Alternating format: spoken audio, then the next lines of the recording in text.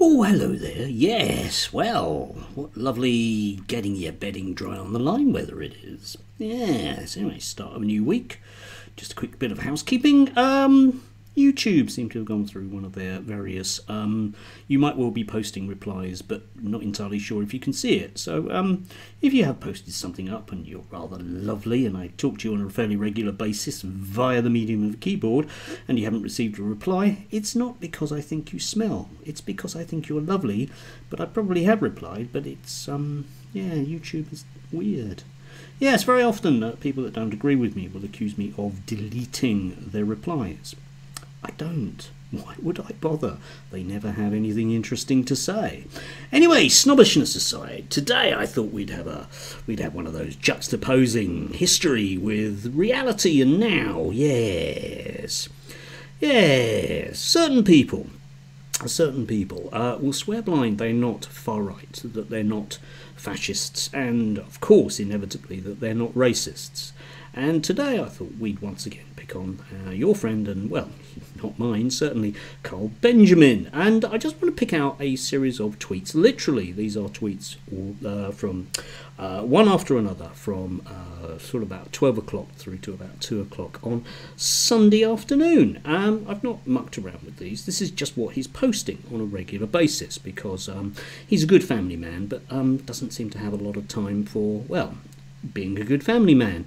Speaking of which, first up, his pinned quote is obviously about himself, and yes, that thing we know him for. This is this one. I've decided to apologise to Jess Phillips for insulting her. She's right that our politics has been coarsened over the years, and I regret contributing to that. I hope Jess will accept my apology in the spirit in which she has given, which I think, to the best of my knowledge, she hasn't done. Because, of course, Carl's basic problem is that he is the poster boy of toxic British masculinity.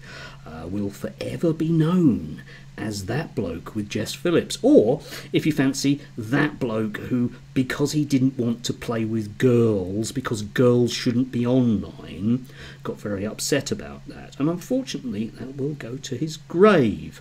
However, I think he should be known for a lot more of his opinions, which we're going to delve into today. Right, anyway, just sort of going through them. Here he is. They are literally giving our country away to foreigners. It's not our country anymore because of the NHS. Apparently, yes, apparently we need immigration to keep the NHS afloat, which of course we don't. We can easily send an awful lot of people home or make their lives so uncomfortable that Theresa May atmosphere that she was so keen on that they'll go home. But we do need people to work for the NHS. It's the largest government employer by a large chalk. So we'd need large numbers of people to go into it. And it would, if they were people that were here that we had to then train, it would be very expensive, which means that Carl's taxes would go up. Carl doesn't really care about that, though, because he doesn't think anything through. And it's just a vibe, isn't it? You need to have that kind of, we just don't like foreigners, and they're here. Our country, whoever our is. It doesn't seem to include me, but we'll come on to that. The next one down is this one. Starmer has so emboldened the socialists that they're openly admitting they would lynch their opposition if only the police weren't in the way. And his socialist worker, whoever they are, Crawley, West Sussex tonight, only the cops saved the fascists from the fury of hundreds of anti-fascists. Yeah, which isn't actually about lynching, but never mind. And you can see there the vast numbers of working class people who are concerned citizens and patriots being protected by the police from a large number of people who aren't keen on fascists, who for some bizarre reason have decided to pick on the skinhead with the England flag around them. Almost guaranteed to be made in China. A fine example of what I'm sure some people would call two-tier policing, but we'll just ignore that. But you'll notice here, okay, the way that Carl is projecting a great deal of violence into this situation, whereas there was none in actuality. Of course, only the cops saved the fascists. Indeed, yes. Anyway, yes, because apparently, right, okay, all the people in the opposing the nice man in the flag group are all being directed by nefarious members of the Labour Party. A bit like me, I take my orders from Keir Obviously not. Anyway, yes, next one up is they're going to build brand new immigrant colonies in Britain. Yes, it's getting kind of more overtly replacement theory racist, isn't it? Not that Karl's a racist, of course, because he's a very sensible centrist. He wouldn't do things like that. And this is just about building housing, which, if you think about it, has been a large contributing factor to people's dissatisfaction for about the last 20 years in this country, because we just haven't built enough, because we had governments that didn't believe that, well, they did believe that the people that donated money to them should be listened to, and therefore we just shouldn't build anything because it will drive land and house prices up. Hooray! But that's capitalism, which Karl is very in favour of, very much in favour. Yes, immigrant colonies. Yeah, I love the language. Thanks. Just slightly later, Karl Benjamin. Here we go. They admit it's a two-tier system. Two-tier, I think you should say there, Karl. Missed it. Anyway, and are just glad they are on top of it. Their contempt for the working class will intensify. The working class here, you notice that. Yeah, I don't think that includes brown people, as will legal persecution against them and their displacement from their ancestral homelands. Yes, ooh, they're coming here to take our country, he says. Yes. Thanks, Karl, for that, mate. Not that the Great Replacement theory is in any way anything other than a sensible centrist position, and of course you're not talking about the working class here, Karl, are you? No, you're talking about you, mate. Not me. Again, not me. And the usual kind of third way sort of position, which is of course that only rich people now vote for the Labour Party. Okay, yeah. So you know, if you agree with Karl, you're bound to be working class. Well, if you agree with Karl, you might well be working class, but you're far more likely to be someone who has a low educational achievement, which is kind of beneficial to the whole audience that Karl has, because they do tend to, as I've consistently said, tend to be 14-year-olds who don't really understand very much about the world, and to them Karl is just somebody that seems to talk a great deal of sense, because simplistic minds need simplistic solutions. Sorry to be, rude to 14-year-olds, but I do work with a lot of them and I understand how they work. In particular, autistic 14-year-olds. So generally, those people that seek to see patterns that are reassuring in life will tend to be drawn to the Karls of this world, whereas those of us that actually have, a degree or two upon us don't tend to be, because, well, we can see a charlatan when we see one. Now, you might say, well, whereabouts are you going with this? We all know that Karl's a bit right-wing. Okay, but just to hammer home the, I really do want to stress this, okay? Because if you think about Karl's political position, what it reminds me of very much is the National Front during the 1970s. And let's have a look at this particular poster from the National Front in the 1970s, late 1970s. So, enough is enough. You may notice that as a kind of resounding phrase you'll hear. Yeah, very old slogan from the National Front in the 70s. Time for change, indeed.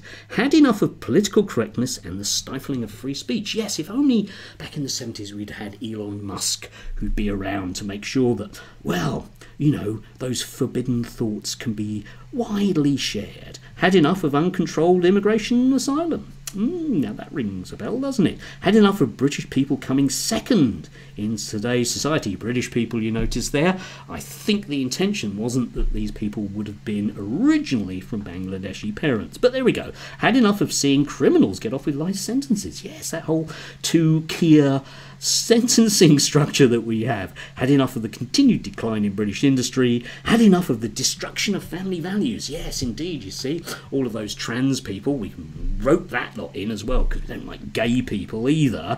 Have you had enough? We have. Don't you think it's time you voted for the National Front? Now, this was the standard kind of policies that you got from the National Front, as I say, in their heyday of the late 70s and early 80s.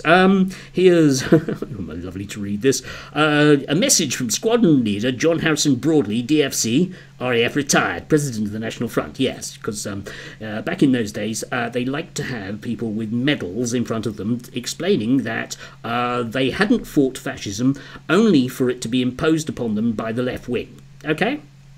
I know that doesn't exactly make sense, but never mind. Anyway, moving on. Don't be frightened by the lies of people who tell you we are Nazis. The people who tell that lie are the people who are murdering our country. Millions of people support our patriotic policies, yet our opponents try to pretend that to support them is to be a Nazi. We'll come back to that in just a second. Let's have an end to this nonsense. We're British. We're against dictatorship. We support parliamentary democracy. Sensible centrist, I would imagine. Anyway, and individual freedom. We're a party of the present and the future. The Nazi talk is just a pack of lies cooked up by Labour politicians terrified of losing their votes. The idea is to stop you exercising your own independent judgment of NF policies. Find out more about us for yourself. Ooh. Yes, by filling the form below, and we'll send you information about the policies of which we're fighting this election. Yes. Yes, indeed. Yes. Anyway, Nazis. Yeah, because basically the driving force behind the NF. I mean, you can trace very much. You can trace the history of British post-war fascism. I mean, Mosley was involved in British fascism after the Second World War. Oddly enough, great book here on fascism. Oddly, got a couple of chapters on British post-war fascism. So you have Mosley, obviously, who was still around in the 60s, although he was quite old. And you had Chesterton, yes, the cousin of the other famous Chesterton, probably the nice one, who was very much there as well. And John Tyndall basically sort of took up the reins of the various organisations that they had and grouped them together as the NF. Now, John Tyndall was very much a Nazi when he was younger. He later said that he wasn't a Nazi, but we do have the photographic evidence. The party was, you know, rightly a Nazi one, and those of us of a certain age can remember those Stop the Nazi badges that people used to wear, because it was the NF. They were the Nazi front. Yes. Anyway, let's just look at the policies here. Stop all immigration and start phased repatriation. Get Britain out the common market. Well, we've kind of done that, haven't we? Restore links with the white Commonwealth. Ooh, there you go. Root out corruption, restore honest government. Encourage free enterprise that serves the national interest. Combat unemployment by buying British. Create genuine incentives to work hard and invest in our own country. Modernise our trade unions. Crack down on union extremists. Get tough with criminals. Bring back capital punishment. Put national defence before foreign aid. Welfare. Put our old folk before aliens. Yes. Now, you may notice that most of our delightful right-wing commentariat type would agree with all of those. All of them. Because, of course, that is exactly where we are now. We are at the point whereby the far right has become the centre right. Vast amounts of reform voters basically do agree with that policy platform. Now, if it was extreme and fascist in the 1970s, how come it isn't now? Well, it still is, isn't it? Of course it is. It's still the same. Because you can't magically, if you transpose Hitler's policies from the 1930s in terms of racial purity and give them to a party today, it doesn't mean magically that that party isn't a Nazi party, does it? Oh, well, you know, that was back in the 30s, it was different then. No, it's the same, yes.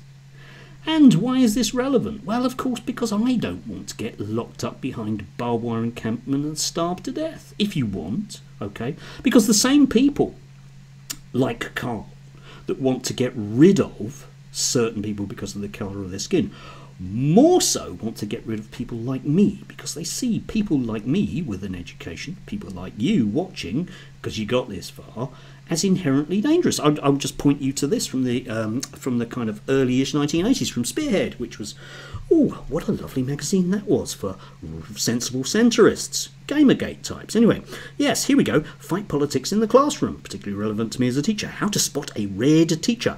You may notice from the picture that the guy has a very big nose. I wonder why. So down with Britain, he's got that on the board. Get rid of our Queen, blacks, something or other. Yeah, yes. And there's Karl Marx in the background, obviously, the ghost of Karl Marx. See, red teachers might well be Jewish Bolsheviks by the looks of things. Anyway, commies, they call themselves Marxists, or even socialists. Yeah, you see, it's just everybody that's not as sensibly centrist as certain people, have infiltrated our schools. They're trying to indoctrinate you with commie ideas. They sneer at our British race and nation and everything that has made Britain great. Don't let them get away with it. Be proud to be British and fight back against commie brainwashing. Commie teachers use many tricks to bend your mind. Here are some of them and the way to answer back. Yes, yes. And also what those commie teachers tend to do is occasionally produce, YouTube videos to indoctrinate the young. Yes. Except, of course, my audience isn't 14-year-old fascists. I wonder who that is. Anyway, I just wanted to put that up because I think, we need to say these things about these people because they will, whenever there is an inherent problem with what they're saying, they will always simply go, well, I'm not a fascist or I'm not a racist. And yet you just say, yes, you are, over and over again. And simply, if Karl would agree with the policies of the National Front in the 1970s, how come, as they were then a fascist party, how come he doesn't agree with them now? Because don't forget that the National Front policies during the 1970s were the nice mainstream ones that they thought that might actually appeal to people. Now, you may come to the conclusion from hearing me speak that Karl is in fact a racist and a fascist. You're entitled to that opinion. I know what mine is, and I think I've explained things fairly well here. But Karl will never, ever, ever go anywhere where he has to answer for his opinions. He simply spouts this stuff to very impressionable young people. People that apparently are being indoctrinated by our schools. But I'm not a threat to any children in terms of what I might say to them. Other people really are. And of course they are squirming now because there are likely to be new laws that are brought in around social media about what exactly people can say. And that will hit Karl where it really hurts him, his pocket. Yeah, which is realistically what this is about. These people make a living out of screaming racist, fascist nonsense. Anyway, do have a lovely warm day. It's going to be a stinky one today. So I might well fry whilst going to and from work. Anyway, have a nice one.